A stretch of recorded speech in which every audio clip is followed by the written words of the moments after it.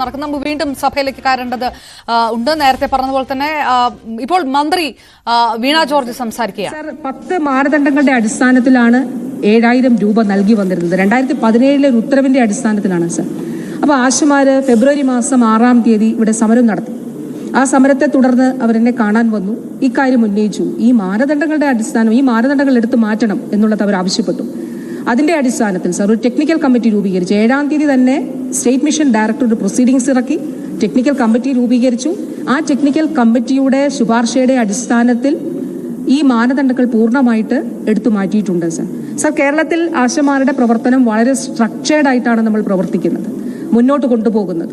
അതിൽ അവർക്ക് അമിതമായിട്ടുള്ള ജോലിഭാരം ഉണ്ടാകാതിരിക്കുന്നതിനു വേണ്ടി ഫീൽഡ് തലത്തിലുള്ള മറ്റ് ആരോഗ്യ പ്രവർത്തകരുടെ സംഘടനകളുമായിട്ട് ആശയവിനിമയം നടത്തി 2-2.5 വർഷം മുൻപ് കൃത്യമായിട്ടുള്ള ഗൈഡ് ലൈൻ ആശമാരുടെ പ്രവർത്തനം സംബന്ധിച്ച് സംസ്ഥാന ആരോഗ്യ വകുപ്പ് പുറത്തിറക്കിയിരുന്നു സർ. 2023 ഇപ്പോൾ കഴിഞ്ഞ ദിവസം ചില ചാനൽ മാധ്യമങ്ങളൊക്കെ വാർത്ത കൊടുക്കുന്നുണ്ട്, ഇന്നയിടത്ത് മെറ്റേണിറ്റി ലീവ് ഉണ്ട് സർ. നേരത്തെ തന്നെ മെറ്റേണിറ്റി ലീവ് അനുവദിക്കുന്ന സംസ്ഥാനമാണ് കേരളം. അതൊന്നുകൂടി ഉറപ്പിക്കുന്നതിന് വേണ്ടി സർ 2023 പ്രത്യേകമായിട്ടൊരു ഉത്തരവും അതിന്റെ ഭാഗമായിട്ട് ഇറക്കിയിട്ടുണ്ട് എന്നുള്ളത് നമുക്ക് കാണാനായിട്ട് സാധിക്കും സർ. അപ്പോൾ തീർച്ചയായിട്ടും ആശമാരുടെ പ്രവർത്തനം വളരെ വളരെ പ്രാധാന്യത്തോടു കൂടിയാണ് സംസ്ഥാന സർക്കാർ കാണുന്നത്. അവർക്ക് നിലവിൽ അവരുടെ സ്കീം വിഭാവനം ചെയ്തിട്ടുള്ള കാര്യങ്ങളിൽ കാതലായിട്ടുള്ള മാറ്റം വരണം എന്നുള്ളതാണ് നമ്മൾ കാണുന്നത്.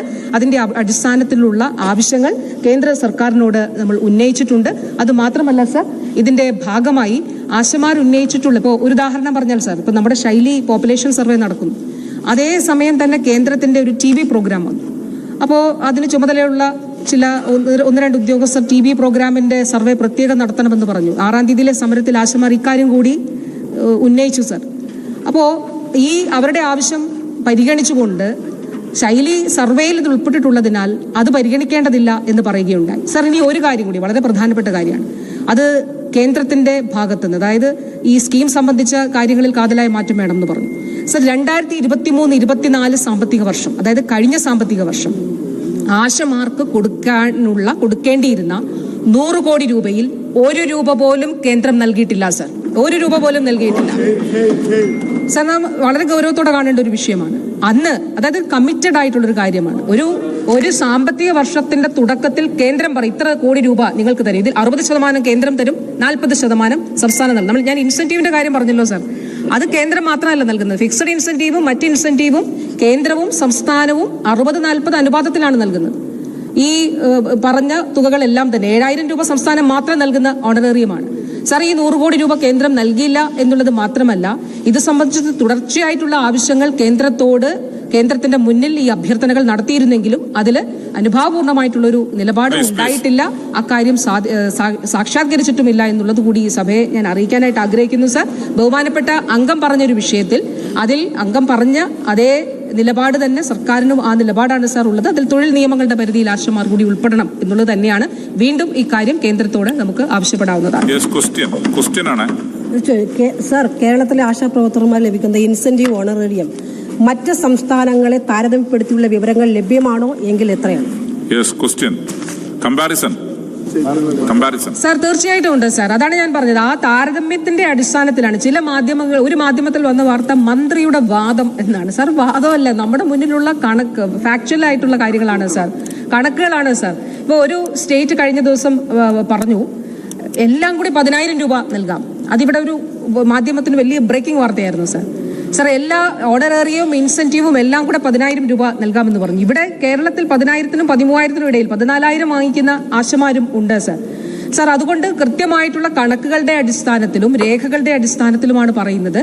ഈ നിലയിൽ ഏറ്റവും കൂടുതൽ ഓണറേറിയം നൽകുന്ന സ്റ്റേറ്റ് കേരളമാണ്. സ്ട്രക്ചേർഡ് ആയിട്ട് പ്രവർത്തിക്കുന്നതിന്റെ അടിസ്ഥാനത്തിലാണ് നമ്മുടെ ആശമാർക്ക് 10,000-നും 13,000-നും ഇടയിൽ അവർക്ക് വേതനം ഒരു മാസം ലഭിക്കുന്നത് സാർ. അതോടൊപ്പം തന്നെ ദേശീയാരോഗ്യ ദൗത്യത്തിന്റെ ഭാഗമായി കേരളത്തിന് ലഭിക്കേണ്ടതായിട്ടുള്ള തുക ലഭിച്ചിട്ടില്ല എന്നുള്ളതും ബഹുമാനപ്പെട്ട മുഖ്യമന്ത്രി കഴിഞ്ഞ ദിവസം ഈ ഇപ്പോഴത്തെ പാർലമെന്റ് സെഷന് തൊട്ടു മുൻപും MP-മാരുടെ മീറ്റിംഗ് വിളിച്ചു ചേർത്തിരുന്നു സാർ.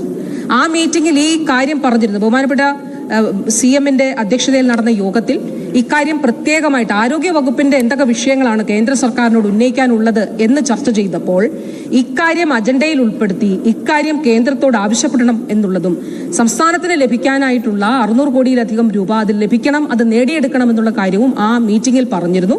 അത് ബഹുമാനപ്പെട്ട MP-മാർ ആ വിഷയം ഉന്നയിക്കണം എന്നുള്ളതാണ് സർ എനിക്ക് പ്രത്യേകമായിട്ട് ഒരിക്കൽ കൂടി അഭ്യർത്ഥിക്കാനുള്ളത്. ഇത് കേരളത്തിന്റെ ആവശ്യമാണ്, നമ്മുടെ ആശമാരുടെ ഉൾപ്പെടെയുള്ള ആവശ്യമാണ്. തീർച്ചയായിട്ടും ബഹുമാനപ്പെട്ട MP-മാർ കേന്ദ്രത്തിൽ പാർലമെന്റിൽ ഇക്കാര്യം ഉന്നയിക്കണം എന്നുള്ളത് കൂടി ഈ അവസരത്തിൽ ഞാൻ അഭ്യർത്ഥിക്കാനായിട്ട് ആഗ്രഹിക്കുന്നു സർ. ശ്രീ PC വിഷ്ണുനാഥ്, ബഹുമാനപ്പെട്ട നിയമം, കയർ, വ്യവസായ വകുപ്പ് മന്ത്രി വിഷ്ണുനാഥ്. സർ, ഒരു കാലത്ത് ലോകത്തെ കശുവണ്ടി വ്യവസായത്തിന്റെ തലസ്ഥാനമായിരുന്നു. ആശാ വർക്കർമാരുടെ സമരവുമായി ബന്ധപ്പെട്ടുള്ള വിമർശനങ്ങൾ ഭരണപക്ഷത്തിന്റെ ഭാഗത്തുനിന്നുണ്ടാകുന്നു. നേരത്തെ കെ ശാന്തകുമാരി ആ തരത്തിലുള്ള വിമർശനമാണ്. ആരോഗ്യമന്ത്രി വീണ ജോർജ് പറയുന്നത് കൃത്യമായി ഇത് കേന്ദ്രത്തിന്റെ നിസ്സഹകരണമാണ്, കേന്ദ്രം അവഗണിക്കുകയാണ്, അതുകൊണ്ടാണ്. അല്ലാതെ കൃത്യമായ എല്ലാ കാര്യങ്ങളും ആശാ വർക്കർമാരുടെ പ്രശ്നങ്ങൾ പരിഹരിക്കാനുള്ള നടപടികൾ സംസ്ഥാന സർക്കാർ ചെയ്തിട്ടും കേന്ദ്ര സർക്കാർ ഇതിനകത്ത് കാണിക്കുന്ന ഉദാസീനത കൊണ്ട് ആണ് സംസ്ഥാന സർക്കാരിന് വിലങ്ങുതടിയാകുന്നത് എന്ന് ആരോഗ്യമന്ത്രി വീണ ജോർജ് പറയുന്നു. സ്വാഭാവികമായിട്ടും